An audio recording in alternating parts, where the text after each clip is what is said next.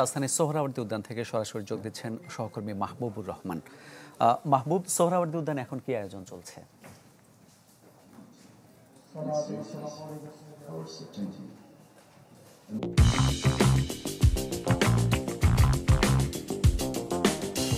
সোহরাওয়ার্দী উদ্যানে কিছুক্ষণ আগে সৈয়দ সাইফুদ্দিন আহমেদ মাইজভান্ডারি তিনি এখানে মোনাজাত পরিচালনা করেছেন। তিনি সারা বিশ্বের মুসলিম উম্মার জন্য শান্তি এবং সমৃদ্ধি কামনা করে তিনি দোয়া চেয়েছেন মহান আল্লাহ পাকের কাছে, এবং ফিলিস্তিনি যে নির্যাতিত মুসলমান তাদের জন্য দোয়া চাওয়া হয়েছে। এবং বাংলাদেশে বর্তমান রাজনীতিতে যে সংকট চলছে সেই সংকট থেকে উত্তরণের জন্যও দোয়া চাওয়া হয়েছে এখানকার মোনাজাত থেকে।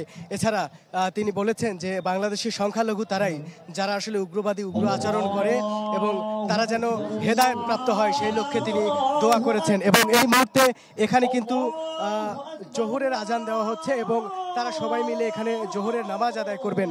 এবং মামুন, এর আগেও কিন্তু সকালবেলা 11টার দিকে এখান থেকে জশ্নে জুলুস বা যে পদযাত্রা ঈদে মিলাদুন্নবী ঘিরে সেটি কিন্তু এই সোহরাওয়ার্দী উদ্যান এবং তার আশপাশ এলাকা প্রদক্ষিণ করে এবং সবশেষ আবারও এসে এই সোহরাওয়ার্দী উদ্যানে এসে মিলিত হয়। এবং তারপরেই কিন্তু এখানে এই আঞ্জুমানে রহমানিয়া মঈনিয়া মাইজভান্ডারিয়ার যে সমাবেশ সেটি কিন্তু সেই সমাবেশ এখানে হয় এবং দেশের কিছু বরেণ্য ব্যক্তিবর্গ এখানে উপস্থিত ছিলেন।